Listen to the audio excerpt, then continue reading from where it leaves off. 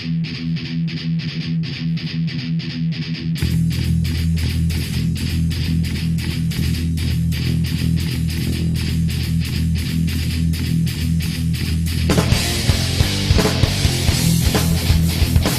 up, horror fan? Welcome to another edition of the Horror Chronicles podcast, a special edition tonight we got for you.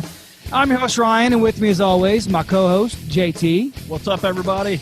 And tonight we have a very special guest with us, guys. You may know him from Hillbilly Horror Stories, or Warning, You May Be Offended, or one of those podcasts, but we're with Jerry Paulley tonight. How you doing, sir?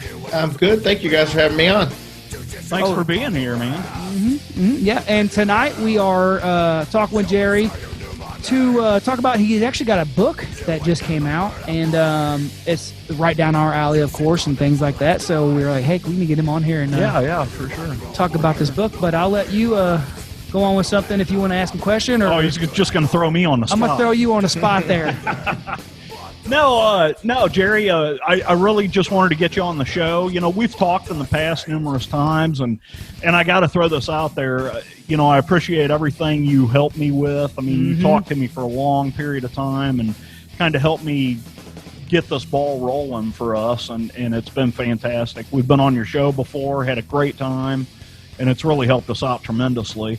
And I reached out to you the other day. I really wanted to get you on and talk about your new book and how that was going. I know the book is not out yet.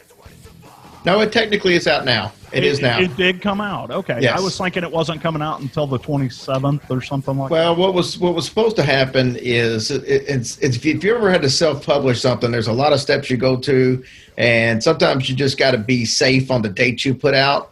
So we had initially put it as a release date of the 31st, of October 31st, okay. Halloween. And turns out once everything got approved, it went really quick, and they just went ahead and said, okay, it's available. So when that happened, we just said, okay, good. So it came out actually on the 17th. Awesome. And what's the title of the book? It's Hillbilly Horror Stories, From Hell to High Water, Demons, Depression, and Redemption. All right. And we'll get a picture of that up on the screen here. Actually, I'll even do you one better. How about that? Oh, yeah, there we go. That's beautiful. This is the first ever actual printed edition. So sweet. That's awesome. How did it feel to get that in your hands? It was awesome, brother. I couldn't wait. When I ordered it and I saw it was coming. So first of all, I ordered. This is how screwed up Amazon can be at times. I ordered 120 copies, and they said, okay, that'll be here between the 28th and the 30th. I said, okay. I went to Prime and I ordered one copy. And they said, okay, it'll be there by the 17th. I've got the one copy, so I at least got to see what it looked like and hold it. But I was so excited for it to get there. But all my other copies that I've got pre-orders for that I need to sign and send off, right. You know, it's not going to be here till the end of the month. So go figure. Yeah. That sounds like the Amazon. I like that. I like that cover art on there. It looks really nice. Yeah, that's something that my buddy Tim Mullins, he handles our website for us. He handles our YouTube. Yep. He's also he does Hillbilly Horror House, if you guys have ever listened to that. Yeah. So big fan of the show, but he actually did the cover art for that one. Yeah, he actually, we're friends on Facebook, me and Tim, and I'm pretty sure you guys are too. Yeah, we talked to him on, on Messenger a few times. Yeah. Super nice guy. Yeah, that artwork looks great. I like it a lot. I like it. Yeah, it was way better than what I originally designed, and which is, I had the color scheme. I wanted to do something with fire, something with water, and I came up with something that looked completely different. And he said, "Hey, let me run with it." And I trust his judgment. He always does a good job. And he came up with the microphone with the fire on one side and the water on the other, and I couldn't be happier with it. Yeah, and that's perfect for what you do. Oh yeah, 100%. So big question here though, why the book and why now? I guess that's a good question. It's a fair question. There's a lot of podcasters that put books out, and if you're in the paranormal realm, right. It seems like it's like Jim Harold puts out his Campfire Stories, which are listener stories. Tony Bruschi with Real Ghost Stories Online, he puts out stories that are a lot of times listener stories. And, what we do, obviously, is we research haunted locations or possession cases or whatever the case may be, and do those stories. And, people was like, hey, you should write a book about that. And I'm like, I didn't really want to rehash stories that have already been told a million times. I didn't see what we did any different. I'm not an author by any way, shape, or form. Okay? So it's not like I can just jump in there and do something that adds credibility to whatever stories we were doing. So I didn't have any desire to do that. I do that every week. But, we got an email from, we get several emails, but this one in particular was somebody saying, hey, you know what? You've told so many stories on the air, and you've been so vocal with the suicide prevention that, it's really helped me out. And it just hit me one day after literally a year and a half of people saying, hey, you should write a book, to thinking, you know what? I could probably tell my story in 3 parts. And that would be something I thought would benefit people and not be something people had heard. So the name of the book, obviously, is From Hell to High Water. That comes from a saying I used to hear all the time, come hell or high water. You probably all heard it. Mm-hmm. And like I said in the book, for years, I never really put any thought into what that meant when somebody said that. But, I went through a very tumultuous time in my life where I had deep depression, went through a divorce, lost everything that I had, hit rock bottom, and tried to commit suicide. Luckily, that didn't take place. Years later, I've met a woman that is my pride and joy and my soulmate.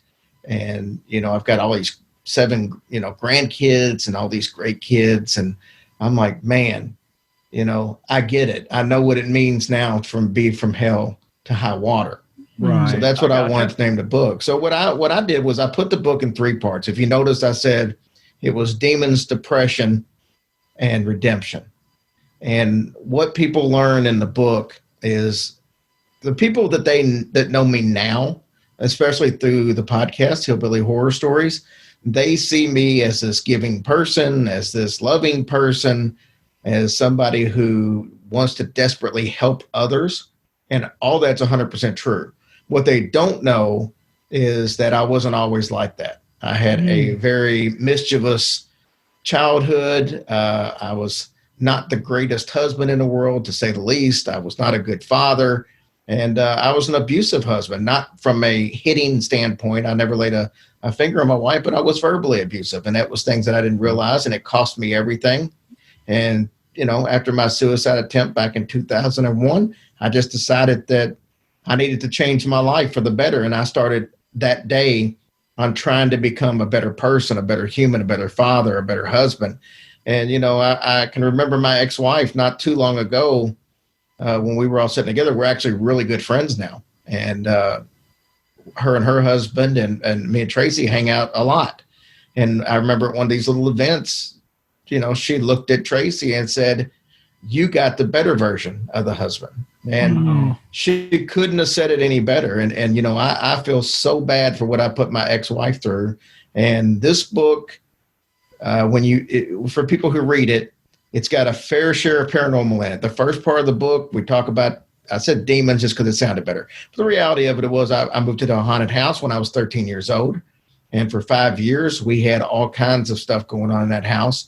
And I explained it in detail, including a Ouija board story that I've talked about on the show several times, not the story, but that I wouldn't tell the story. Mm-hmm. And it's something that happened to me when I was 17 years old. My mom was the only person that I ever told, and she passed away in 2010. So even Tracey, we just celebrated our 13th wedding anniversary. She did not know this story until she read it in the preview of the book that I gave her. Oh, so this book is the first time anybody is hearing this story other than my mom. And so I've held this secret for 35 years. Wow, that's awesome. That's cool. I can't wait to get my hands on a copy and read it. So that's the first part. That's the demons part. The depression, we talk about my mother passing away. We talk through the book about a special bond that I had with my mom, but at the same time, we really got separated over the years just because both hard-headed and stubborn, and we didn't see things the same way, and it really caused issues. And when she unexpectedly died, it left me with a lot of guilt. But between that and then, like I said, everything that went on with my ex-wife, I lost everything. So we not only cover the depression part, anybody could cover that, but we cover, what I did to get better. And it's kind of not step by step, but through the years, I take you through where I'm at all through the book, all the way up to the end. I tell you where I'm at with my depression and what I do to deal with it, my anger management. So this book is almost more of a self-help book than a paranormal book, but at the same time, it's got a bunch of paranormals. And then at the end, the redemption part, we talk about how, as a comedian, I was able to do 2 wishes for Make-A-Wish, as well as a bunch of other charity stuff that we used to do for orphanages and stuff like that. And then we get into the podcast where we try to help people with mental health issues, and how we started the group that's got 5,000 people in it that is nothing but a self-help group now for people that are struggling. And so that's the redemption part. That's the part that, you keep striving to be a better person, a better human, better husband, better father. Oh, yeah. And then this is my way of trying to make up for the shitty person that I was in the past. Oh, yeah. Yeah, I can understand. You kind of talked about how the book is more of a self-help book, but there is paranormal in it. And to me, being a human being is a paranormal experience anyway. For him, being a human being's tough. It's tough. Not really. I think I'm pretty good at it. But no, to me, it's kind of a paranormal thing anyway. Because everyone's different in a way, but then everybody's connected. Like group think, if you get into a room full of people, I can feel your vibe. I can feel how you are. And we're all connected in a way. And I think that, as much as we love technology because we use it for our, podcasts and things like that, I think a lot of the technology kind of sometimes has brought in or interfered with that. But we're all still trying to, like you said, become better people, become a better, whatever it may be, a father, a better husband, a better brother, whatever, sister. Better friend. You could work on that. But,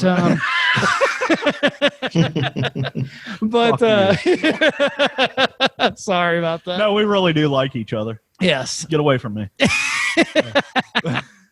But no, I listen to your guys' podcast quite a bit, when I first started getting into podcasts, you guys' podcast was one of the first ones I listened to, and actually told JT about it, And I noticed how you guys are helping people with that, and and even in my family, manic depression and bipolarism runs in my family pretty hard. And I've seen a lot of things in life. Luckily for me, I've never chosen to go down that route, and I've been fortunate enough not to have it as bad as others. So I can see how helping someone will make you feel better, not only for them, but for yourself too, knowing that you've done something and you pulled yourself up, from the bottom, which luckily they say, once you hit rock bottom, there's nowhere else to go but up. So, Yeah. And that's one thing that has always impressed me about your guys' show is I love the stories, but I love how you're always there for people with the suicide prevention and the shout out to the military and all the civil service and stuff. I mean, you guys, you're just a very caring, appreciative. Yeah. Appreciative.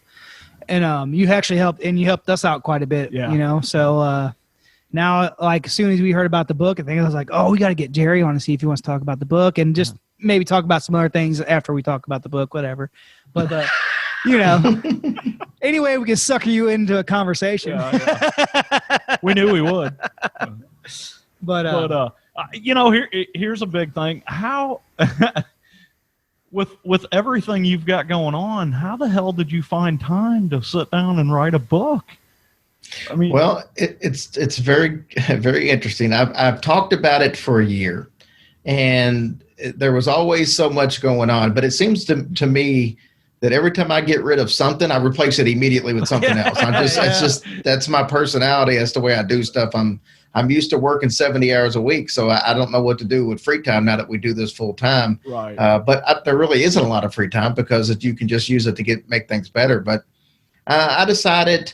When it came time to do it, I just had to put some other stuff on hold. We're doing about 3 to 4 episodes a week, and we decided to cut that back to 2, and one of them I really don't do. My daughter and granddaughter do.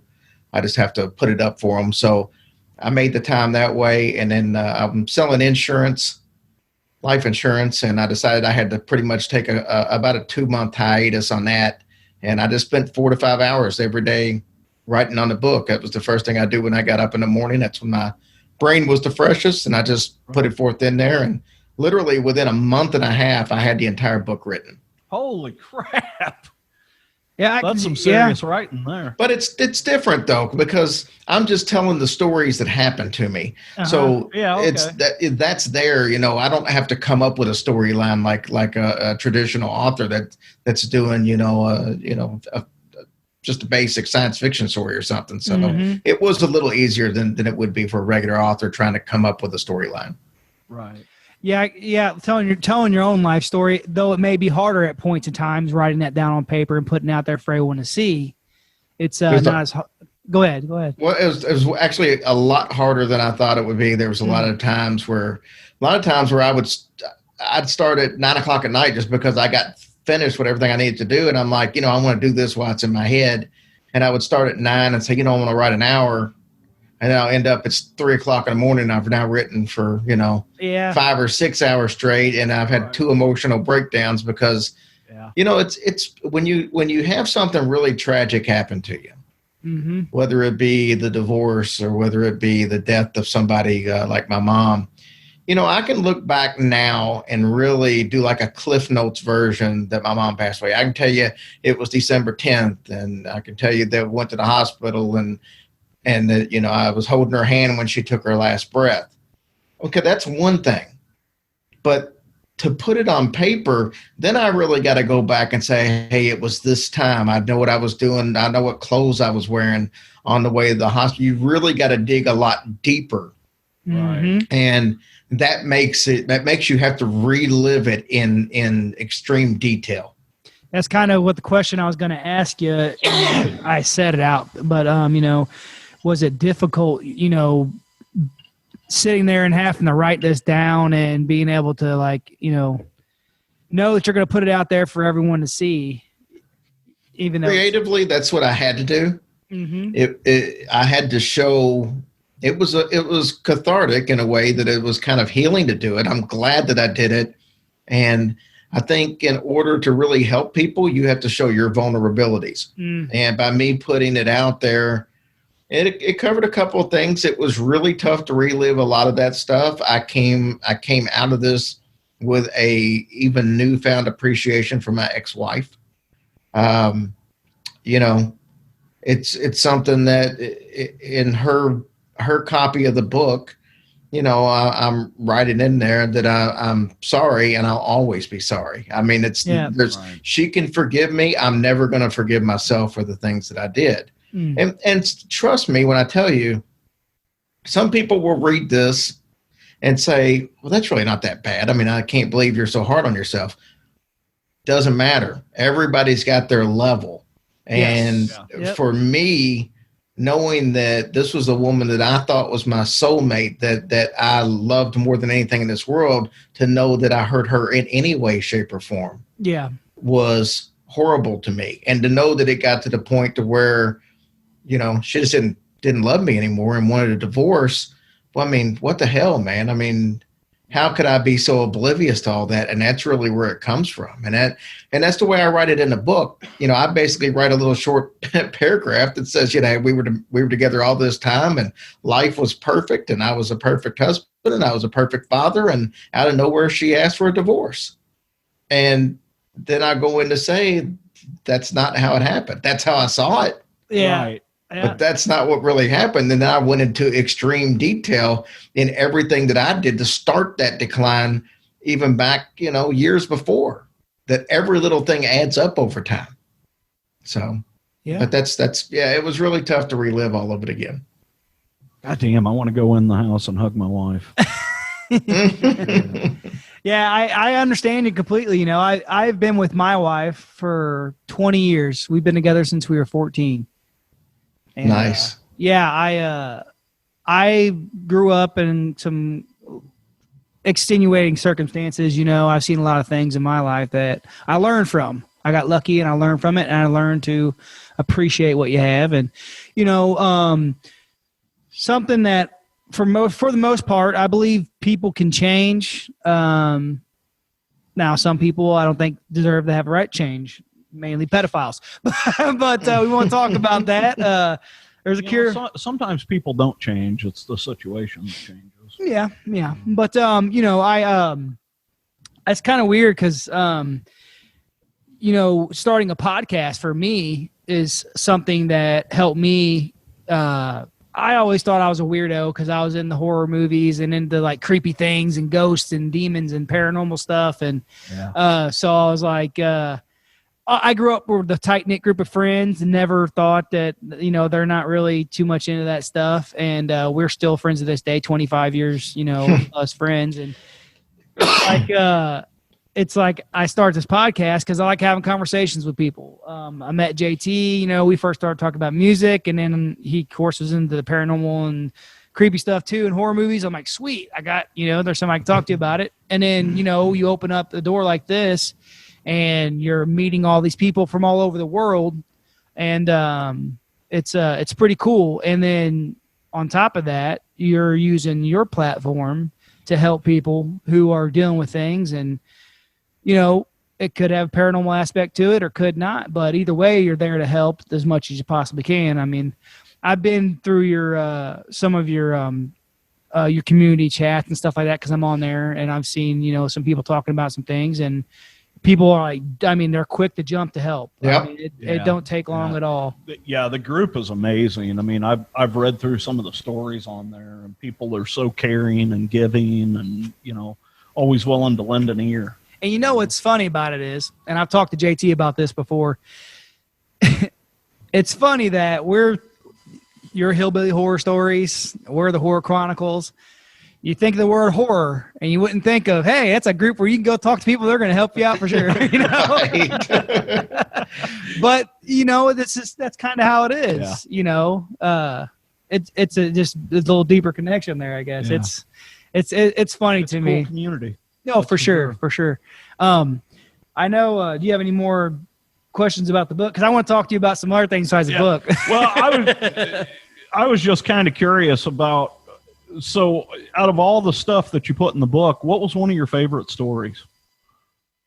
Well, I'll tell you, my favorite story of all time, and I'll give you guys the short version because I'll go in detail in the book, but.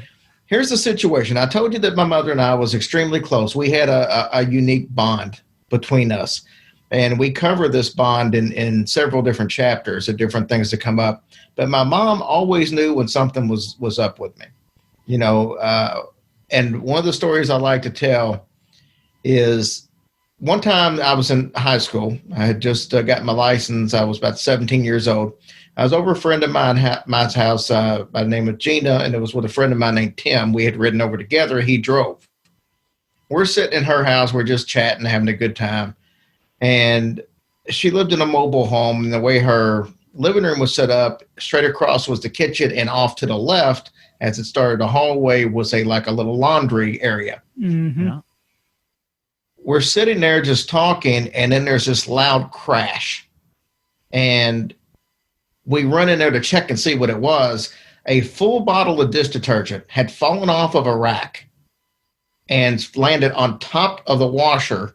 So you can imagine how much noise that made. Yeah. Right. Oh, yeah. Now, the washer wasn't running. The dryer wasn't running. There was nothing causing the mobile home to shake.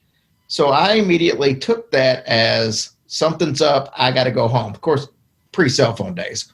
Right. And I tell my buddy Tim, I'm like, we got to go home. I live like 5 minutes away. And he's like, what's up? I say, I don't know, but I know I have to go home. I get home. My mom's in a panic.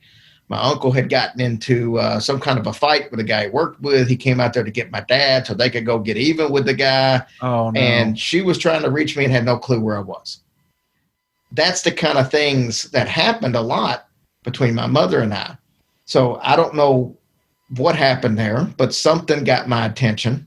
You could call it maybe some type of telekinesis or I'm not sure, but it was her way, I know of, and even whether she even knew she did it, I have no clue. But those things between us would happen all the time. And I tell you that to tell you this story. So when my mom passed away, the last 3-4 years, maybe even going back actually the last 10 years, our relationship drifted apart. We would argue more times than not. It even got to the point where when I went over to the house to visit my dad, if she was back in her bedroom or something, I didn't even go back there to see her sometimes. I would come, see my dad, and leave without even saying hi. She would call on the phone. Excuse me. Sometimes I would just see it was her and not answer the phone. When she died, this caused a ton of grief and guilt, especially on my end. 6 months after that, I was getting ready to do a comedy show, and I was doing stand-up comedy at the time. I was getting ready to do a show. It was a little hole-in-the-wall bar, and I'm there about an hour and a half early because I had nothing else to do, and I'm wanting to go over my act.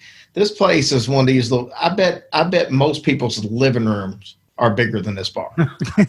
So it had 2 rooms. It had the main room, which had the bar, and then it had like 3 step downs and a little lower room where they did karaoke. That's where we were doing the show. As I'm waiting, 2 bikers come in. This is a biker that probably the man was in his probably early 50s, typical biker, look. He had the beard, the mustache, the long hair, and the biker jacket on. His woman, roughly the same age, same situation. Long hair, biker beard, jacket, mustache. Jeans. Yeah, the beard, the mustache. So I started talking to them. They didn't know who I was. I don't know who they were. I can't even tell you what their names were because I'm horrible with names. So they tell me their names and we BS a little bit. I go step down. I ask them if they're going to stay for the comedy show, and they had no idea there was a comedy show going on, which is what happened most of my career. And so, yeah, I was so bad that when I quit comedy, I was the only one who knew I quit comedy. So, I stepped down in the little room. I'm down there by myself going over my notes. Well, they come down and sit down across, the room from me, but I felt obligated to go talk to them just because they're there, and I feel like they probably think I'm rude if I don't. I walk over and start talking to them, and couple of sentences go by, can't even tell you what we were talking about. And all of a sudden, the guy says, well, your mom just wants you to know everything's okay. What? He has no clue that my mom's passed away, nothing about me. I'm thinking he's making some kind of joke that I don't get. So I kind of give it that little nervous laugh, yeah. And then the woman reaches over and puts her hand on top of mine and says, no, your mom wants you to know that everything is okay. And goodness. I knew that somehow, some way, they were there to talk to me. So we're down in this room just by ourselves, and I just start going into, she passed away, and I've just felt so guilty, and they just keep going. They're like, well, she wants you to know that there's no need to feel guilty, that everything's okay. She wants you to know that everything's fine between you two. You need to let go of all that. And then we just kept talking, and then she mentioned again, and she thinks that you should be doing bigger and better things than like playing at this little bar and this and I mean, we had a good legitimate conversation for about 10 minutes, and I couldn't tell you what hardly any of it is other than those first couple of lines because it just totally blew me away. Yeah. And then they got up and they left, and that was the end of it. I've never seen them before. I mean, never seen them after. And I think that's just like the coolest story I'll ever have because that is. I think I heard you tell that story before. I've told it on Jim Harold's Campfire. That's right. Yeah. That's right. Okay, I remember you telling that story. Yeah, man. That is. I mean, that's a great segue into kind of the stuff I wanted to talk to you about. Since I got your ear. He's going to talk your ear off. Yeah. No. But as far as that goes,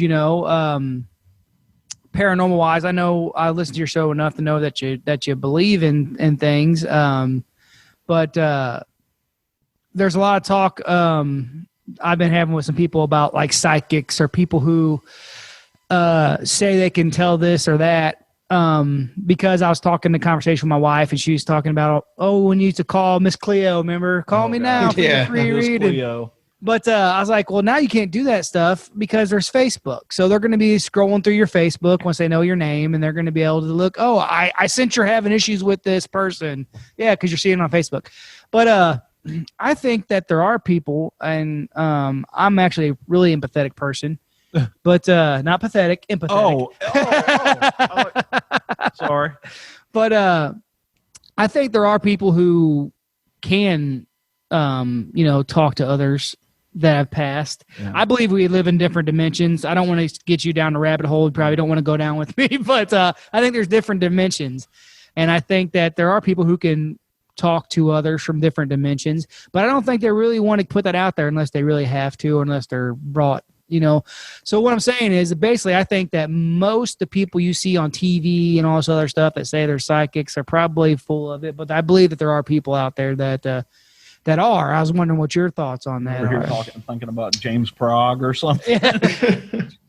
I definitely think there are people out there that can. I know of a young lady, and I won't throw her name out there, but she actually has her own podcast. That's how I got to know her.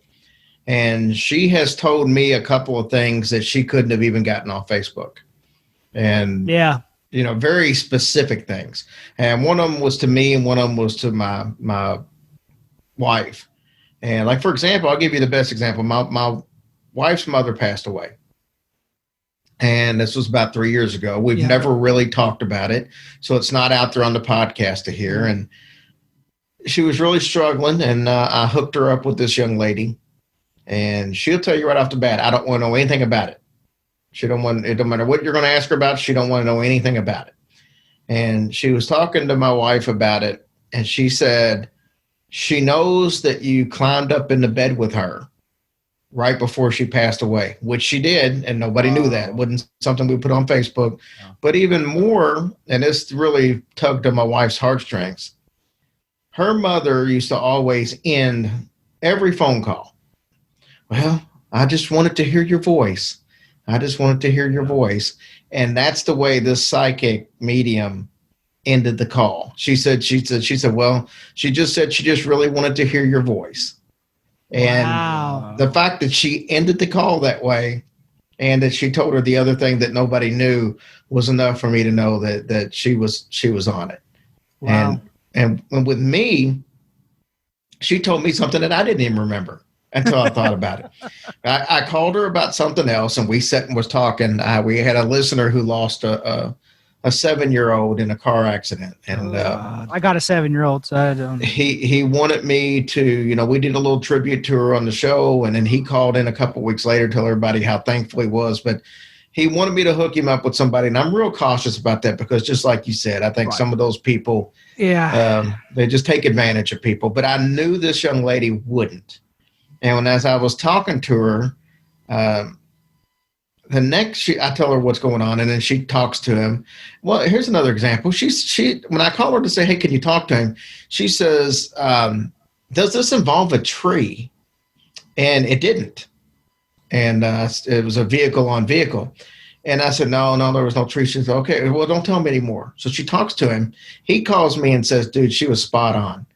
And I talked to her again, and I said, well, I talked to him. I said, well, she said something about a tree, and I knew that wasn't the case. He said, oh, no, it was. It wasn't in the story.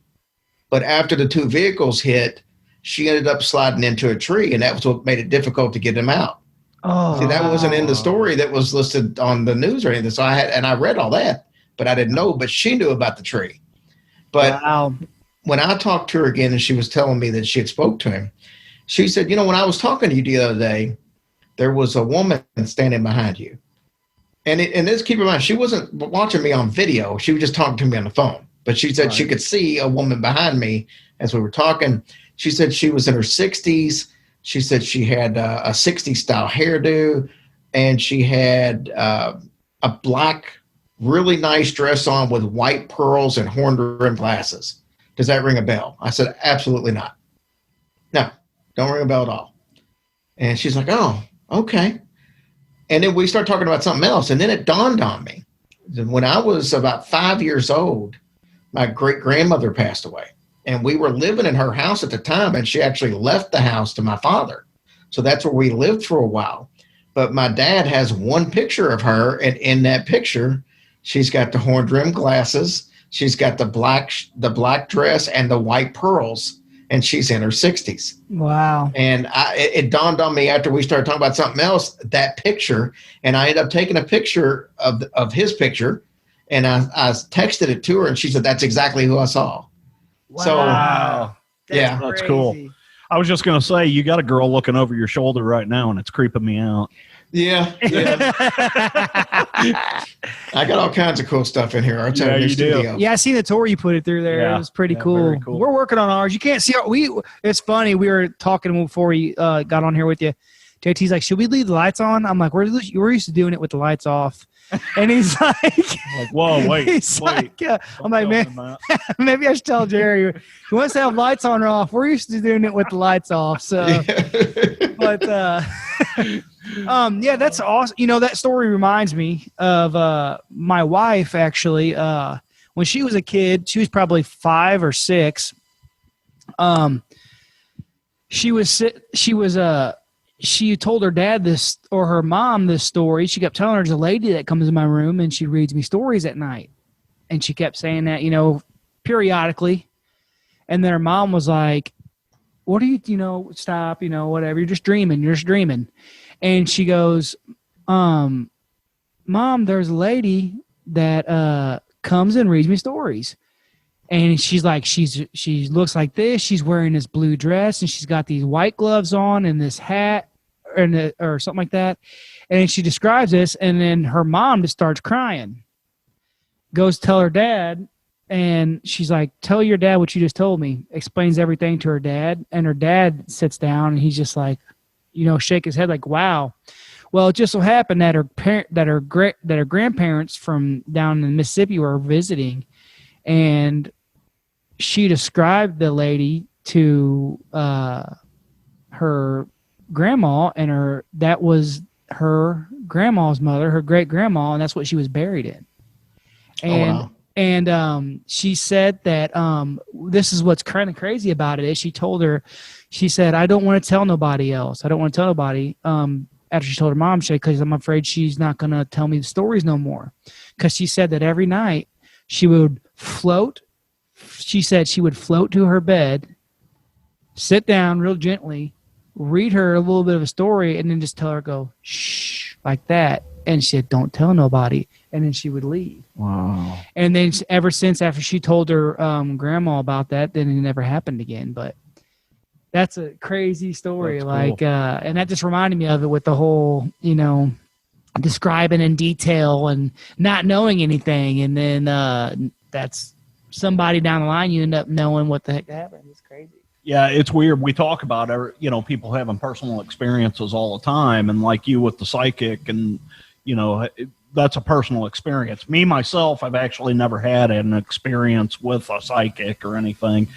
I've always been on that level of, I don't know that I really believe them, kind of thing, But there's been some paranormal stuff that I've experienced, but that's, stories for another time. Yeah.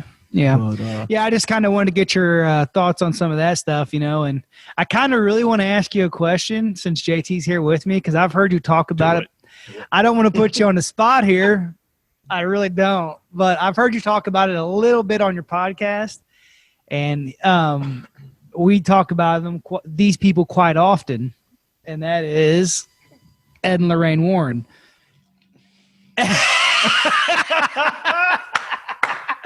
And this is I love it. This is why Look at the look on his face. I didn't want to put you on the spot. Way to piss a guy off. Come on, man. But I've talked to JT about it because we're huge fans of The Conjuring. The movies are great. Right. However, I did listen to your episode when you had Andrea Perrin. Yeah. When you had her on. And I actually, right after I heard that episode, the next day I told JT, I'm like, she said she has like a 3 or 4 something part movie deal coming out to where she can tell the story about it. But I was kind of talking to him about it because he's And I kind of am too. I guess a fan, you would say, of Ed and Lorraine's work. But I know that I've heard you say it, and I've heard other people say it too in that world, that they're kind of full of shit. Charlatans. But I was just kind of wondering if you don't have to elaborate on it if you don't want to. But speak of the dead. No, it doesn't. It doesn't bother me at all. I've been actually pretty vocal on my opinions of them. Yeah. I mean, let's go through this. So Ed was a self-proclaimed demonologist, and from my understanding, he learned all this on his own. So he didn't take any classes really, or if he did, it was minimal. Lorraine was not a medium when he met her. She says that she, from my understanding from her, this was all something that happened after they met. That's suspicious right off the bat. Yeah. But at the same time, I think my problems with them are, I'm not going to say that they're completely full of crap. Yeah. I think that there probably was a lot of genuineness to what they were doing, especially on Lorraine's side. Now, I think Ed was a businessman, and I think they got a little bit of a reputation, so they were able to get involved with a lot of cases. But when you look at a lot of these cases, like The Conjuring, for example, according to Andrea Perron, they didn't show up until late in the game. Yep. After a lot of stuff had already happened. And there's a couple of other stories, the Devil Made Me Do It case. They showed up late in the game, which, by the way, that'll be the next Conjuring movie. Yeah. Is the Devil Made Me Do It case. There's just been a bunch of the cases but the best one is the one that they based Conjuring 2 over. Enfield. Yes. Yeah, the Enfield poltergeist. Yeah. They supposedly spent very little time there. I mean, very little. Now, if you watch the movie, and that's not their fault that the movie based it like that. I mean, they threw it all the way through. But from my understanding, they only spent like a day or two over there in that whole case. So my main problem with them comes from the Amityville case. I think, the guy who wrote the book, they basically told him, from what he's saying, that they just said, we got enough, just finish it. Make the rest of it up if you need to. And I think the meeting between them, the writer of the book, and with the Lutzes, I think pretty much. Yeah, who was that? William Friedkin? Is that who wrote No, he's the Exorcist. He directed The Exorcist. Oh, yeah, you're right. That was William Peter Blatty. Yeah, William Peter Blatty's the one that wrote The Exorcist. Yeah. I'm not sure who wrote. I can't remember the guy's name who wrote Amityville Horror, but I just think that a lot of stuff is embellished on their part. That's probably the best way to put it. Yes. When you're talking to Andrea Perron, they bugged them to death to write a book, and the mom kept refusing to do it. They didn't want to make a movie and a book out of it. I don't know if JT listened to that episode. I told them about it. I was like, man, they lived in that house for like 10 years afterwards. Yeah. According to Andrea, she's saying that, really for them, it wasn't horrible. It was mainly her mother who was the one that, Yeah, she had the problems. Most of them didn't really have much of the problems. Yeah. And then they left and they moved to, down to Florida, I think it was, because that's where they live at now. Mm-hmm. But they moved down to Florida, and the Warrens were calling them like 10, 11 years later, trying to get them to do a book deal. And they said, no, quit calling the house. Yeah. So they did not have a good relationship with the Warrens for the most part. And the Andrea's dad actually punched him for trying to instigate stuff during the incident that they had in the house, with the seance. Well, and I remember too that speaking of the Amityville incident, I remember, I think it was last year on your Halloween special, Tony Bruschi played the interview you had with was it Daniel?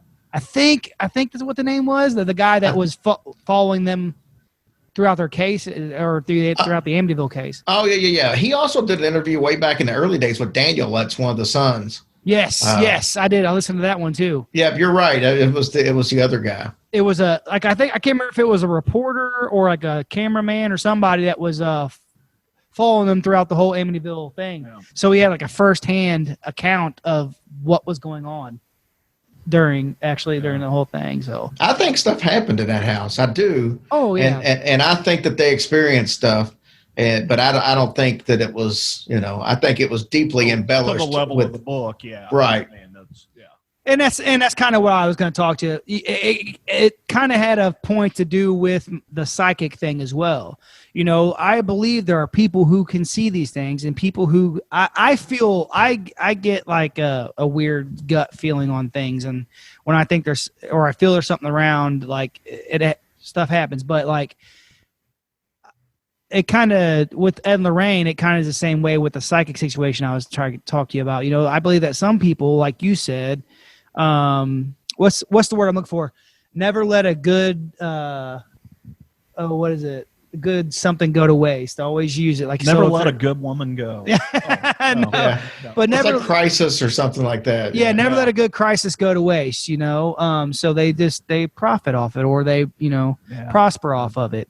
And to me, like.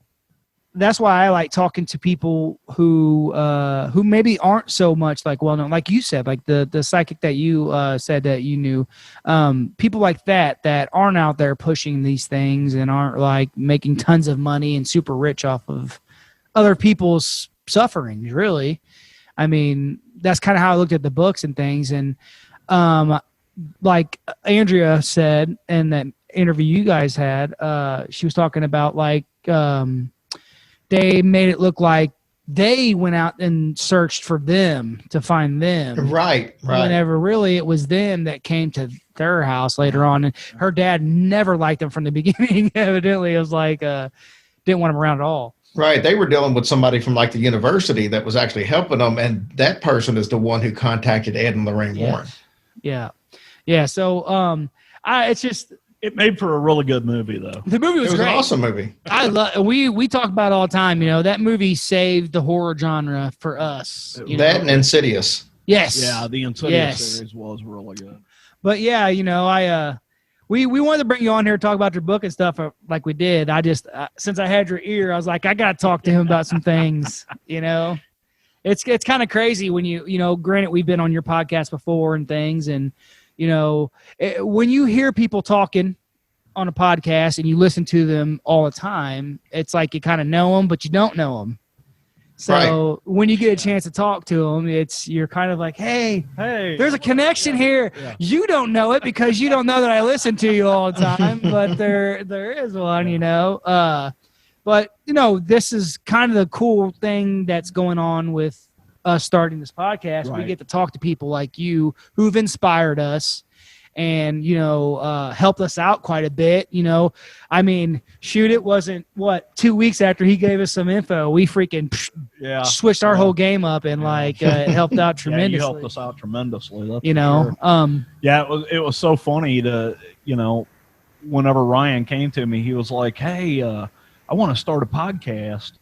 And I think the first words that came out of my mouth was, what the fuck's a podcast? And he was like, well, here, you got to listen to the... And it was funny. Your guys' show was the first show he told me about. So I'm like, Hillbilly Horror Stories? Wait a minute, what the hell are you getting me into here? He's like, no, it's not what you think. You just got to listen to it. And of course, I got hooked, Yeah. I've been listening for years now. So... Yeah, I love the way you guys put stuff together, and you and Tracey feed off each other. Yeah, that's a good thing about having that connection. Yeah. JT's the power bottom. Yeah.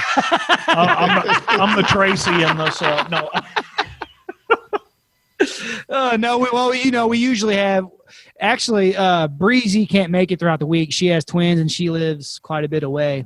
So, but we've actually added another guy now. Yes, yeah. So there's 4 of us now usually. Bradley, which you'll probably see him. You'll probably see him at some point. But we also we're doing a YouTube thing where we're going to be doing investigations and I looked at when JT told me and I heard you on your podcast talking about how you're going to be doing this and that and you're doing it full time. I was like, man, I can't wait to be able to do that. Now I know it took a long time for you to get there. Right. But it's an inspiration, Yeah. So definitely. You're building the road for other people to look at, and I think it's really cool the way that you guys help out people, and you're always there to help, and it's you're not what's the word I'm looking for? Nobby. But some people he's gonna click that M button and be like, these fucking guys, Jesus. And we're done. No.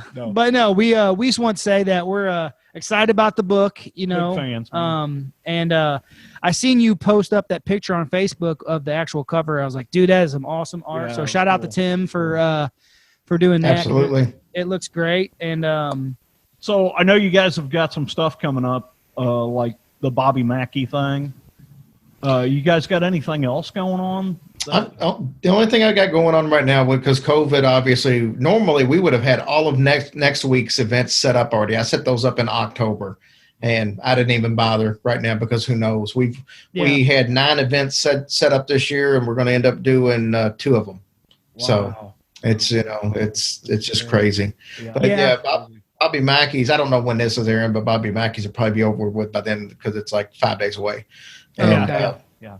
But we've got some couple of book signings. I've got a book signing in Louisville, Lexington, in the Cincinnati area, and Hamilton, Ohio.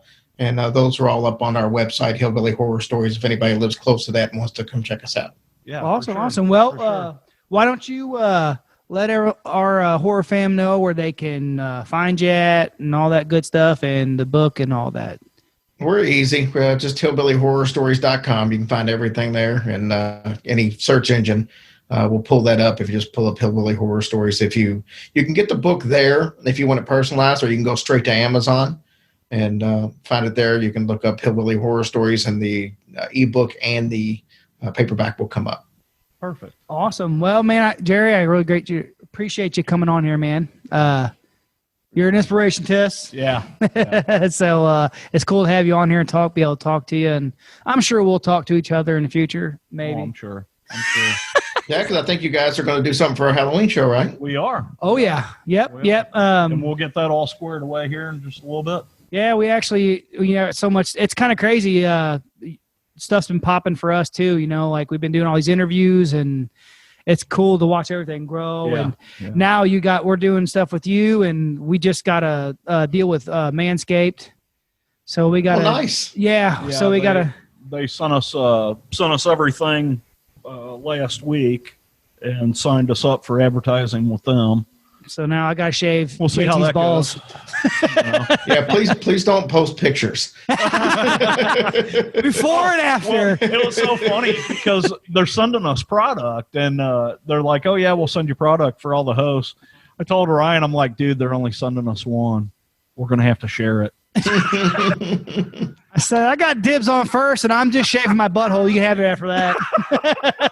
Dude, we were supposed to do those, what's the high-end toothbrush that's got the timer on it? Quibbits or Quiddits or something.